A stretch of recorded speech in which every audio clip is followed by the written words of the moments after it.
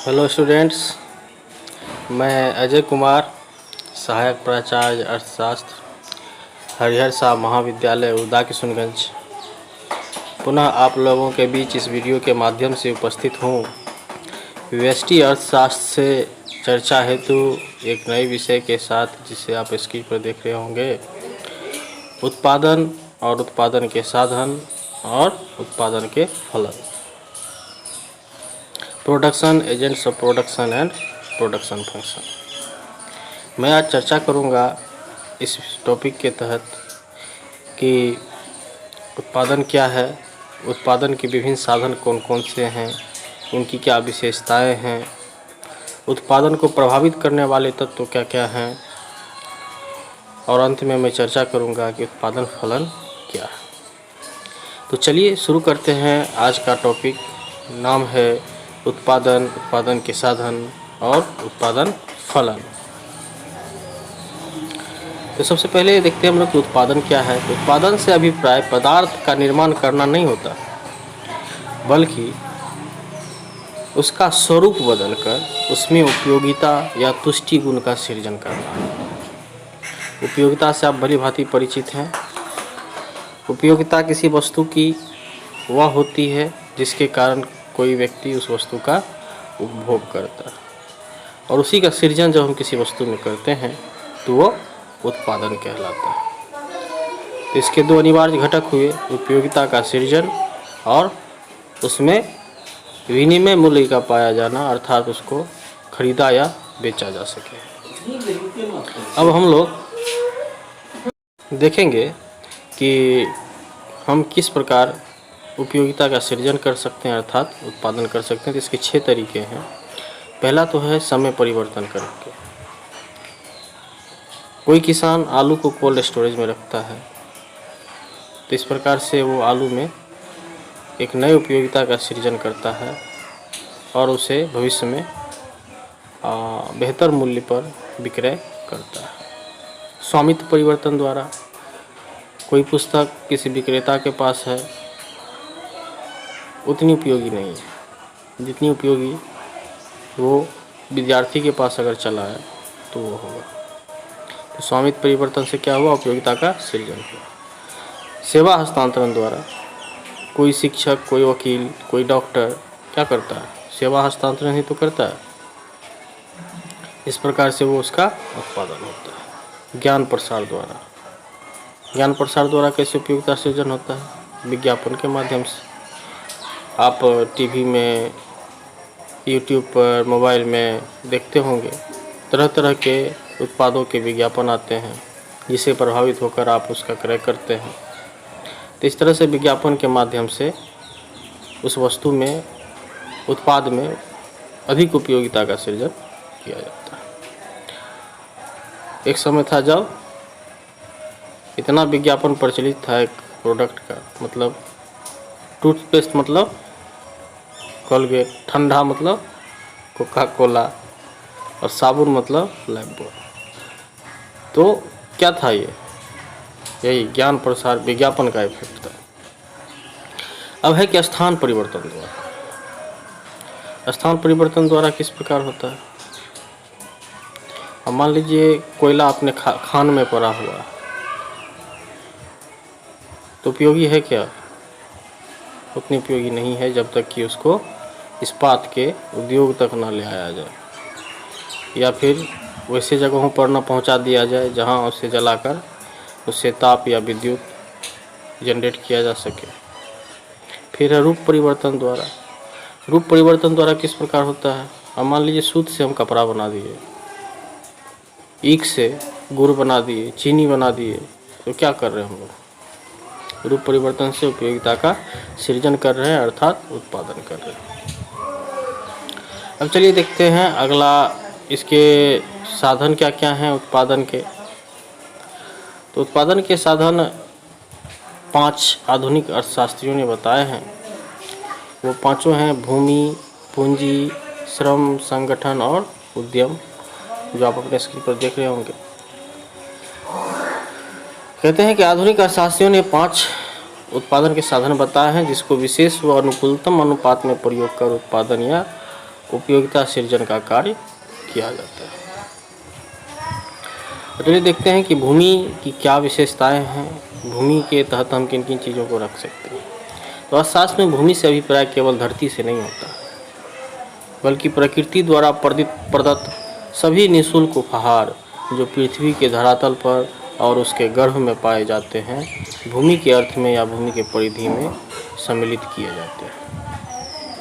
अर्थात इसकी विशेषता हुई निःशुल्क उपहार, सीमित पूर्ति, पृथ्वी के आकार को हम बढ़ा सकते हैं, नहीं ना, सीमित पूर्ति, अविनाशी उत्पादन का एक निष्क्रिय साधन और गतिहीनता भूमि की विशेषता है। तो चलिए देखते हैं अगला साधन पूंजी, नहीं श्रम। तो श्रम कहते हैं कि श्रम में वे सभी प्रयत्न शामिल किए जाते हैं, वे सभी प्रयत्न चाहे वो मानसिक हो या शारीरिक हो, जिसके पीछे भुगतान निहित होता है, जिसके बदले भुगतान प्राप्त होता है श्रमिक को, तो हम उसके प्रयत्न को क्या बोलते हैं, श्रम बोलते हैं। तो श्रम की क्या क्या विशेषताएं होंगी, तो अनिवार्य और सक्रिय साधन है उत्पादन का ये। श्रम को श्रमिक से हम अलग नहीं कर सकते, श्रम का संचय हम नहीं कर सकते, और श्रम की पूर्ति को शीघ्र बढ़ा भी नहीं सकते। श्रम नाशवान होता है, श्रम नाशवान होता है, इसी कारण क्या होता है, उसके सौदा की शक्ति कमज़ोर होती है। अब अगला है श्रम की कार्यकुशलता का क्या अर्थ है। तो श्रम की कार्यकुशलता का अर्थ है कि कार्य करने की शक्ति या उसका उत्पादन क्षमता। लेकिन ये एक सापेक्षिक शब्द है कार्यकुशलता, इसको तुलनात्मक ढंग से हम लोग देखते हैं। तो ये तुलना करने के लिए हम लोग श्रमिक के द्वारा उत्पादित किए गए उत्पादन के गुण और मात्रा दोनों को ध्यान रखते हैं, और तब श्रम की कार्यकुशलता का गणना करते हैं, निर्धारण। अब एक चीज़ आती है कि जब हम लोग किसी एक काम को, जब काम का आकार बड़ा हो, ठीक है, तो हम लोग क्या करते हैं कि एक काम को विभिन्न भागों में तोड़ कर उस काम को करते हैं, और फिर उस काम को जो अलग अलग किया गया है उसको एकत्रित करके उसको पूर्ण रूप देते हैं। तो इस क्रिया को हम लोग क्या बोलते हैं, तो श्रम विभाजन बोलते हैं। जब किसी कार्य को विभिन्न भागों में पूरा करके और भागों में पूरा किए गए कार्यों को एकत्रित कर पूरा किया जाता है, तो इस क्रिया को हम लोग श्रम विभाजन बोलते हैं। इसकी एक खासियत है श्रम विभाजन की। इससे पहले मैं उदाहरण दे दूं, आप लोग शादी ब्याह में नाश्ता का पैकेट पैक होते देखते होंगे, सरस्वती पूजा में प्रसाद का पैकेट पैक होते देखते होंगे। पैकेट में कोई मिठाई डाल रहा है, कोई समोसा डाल रहा है, कोई झिलिया डाल रहा है, और अंतिम व्यक्ति उस पर रबर लगा के उसको अंतिम रूप दे रहा है।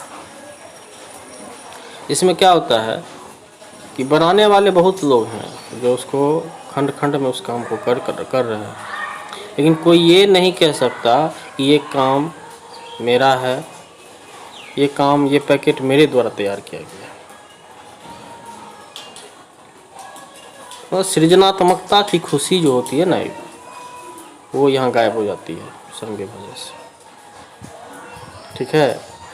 श्रमिक में एक उदासीनता घड़ कर जाती है जब वो लंबे समय तक कोई भी उत्पाद का कोई एक ही भाग कर रहा होता है, एक ही भाग में वो महारथी होता है। वो ये भी नहीं कह सकता है ना कि मैं कोई काम करने में पूरी तरह महारथी हूँ या पूरी महारत हासिल है मुझे इस कार्य को कर लेने में, ये चीज़ मैं बना सकता हूँ।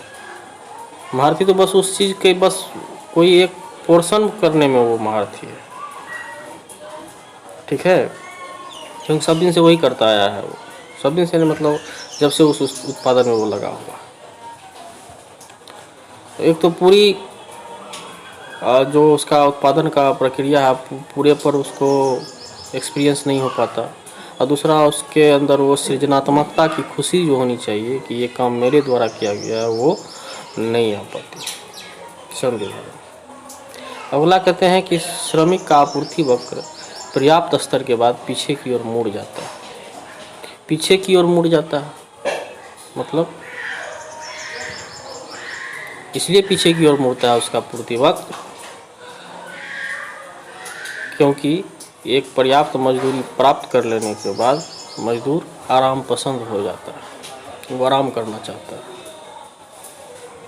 जब उसकी आवश्यकता की पूर्ति जब हो जाती है और उसके अलावा कुछ उसे बच जाता है तो उसके बाद वो आराम पसंद होने लगता है। इस कारण कहते हैं कि श्रमिक की आपूर्ति वक्र जो है एक पर्याप्त स्तर के बाद, मजदूरी के एक पर्याप्त स्तर के बाद पीछे की ओर मुड़ना होता है। चलिए आगे चलते हैं, देखते हैं पूंजी। कहते हैं पूंजी मनुष्य द्वारा उत्पादित धन का वह भाग है जिसका उपयोग अधिक धन उत्पादन करने के लिए किया जाता है। वे वस्तु पूंजी हैं जिससे धन का उत्पादन होता है और जिसका विनिमय मूल्य होता है। ठीक है, तो यह मानव निर्मित होता है, आय प्रदान करने वाला साधन है और बचत का परिणाम। जो बचत होगा वही पूंजी होगा, पूंजी के रूप में यूज होगा, उसी का निवेश किया जा सकता है। तो अब कहते हैं कि पूंजी इस 3 चीज़ पर डिपेंड करता है, क्योंकि वो बचत का परिणाम है। तो बचत करने की इच्छा पर, बचत करने की शक्ति पर और बचत करने की सुविधा पर। पूंजी एकत्रित करने के लिए सबसे पहले तो व्यक्ति में वो इच्छा होनी चाहिए बचत करने की, और जब इच्छा है तो उसके पास शक्ति होनी चाहिए, उसके पास उसी पर्याप्त आय होनी चाहिए, इनकम होनी चाहिए जिससे वो बचत करे। और तीसरा है बचत करने की सुविधा, जैसे बैंकिंग सुविधा। कहाँ रखेगा वो बचत करके? ठीक है, तो ये हुए पूंजी की विशेषता। अब चलिए चलते हैं उद्यम या साहस। उत्पादन प्रक्रिया का अनिश्चितता या जोखिम को वहन करना ही उद्यम है, और व्यक्ति को उद्यमी कहते हैं या साहसी कहते हैं जो इस जोखिम को वहन करता है। अब उत्पादन में क्या जोखिम है? उत्पादन में जोखिम यही है कि जो उत्पादन हम कर रहे हैं उसके लिए साधन हम जो लगा रहे हैं वो अनुकूल अनुपात में है या नहीं है, अधिकतम हम उत्पादन प्राप्त कर पा रहे हैं या नहीं कर पा रहे हैं। ये जोखिम है कि जो मैंने उत्पादित किया उसका बाज़ार में मांग है, होगा या नहीं होगा, पूरा माल बिक्री हो पाएगा या नहीं हो पाएगा, बिक्री होगा तो किस मूल्य पर बिक्री होगा, हम अपना लागत भी गेन कर पाएंगे या नहीं कर पाएंगे।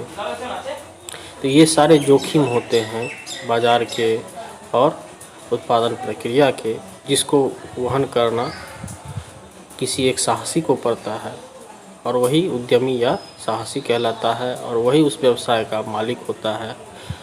उसको इसके बदले क्या मिलता है? तो उत्पादन प्रक्रिया उसके बदले उसको लाभ देती है, उसको लाभ प्राप्त होता है, लेकिन हानि भी उसी को वहन करना पड़ता है अगर हानि होता है तो। अगला है संगठन।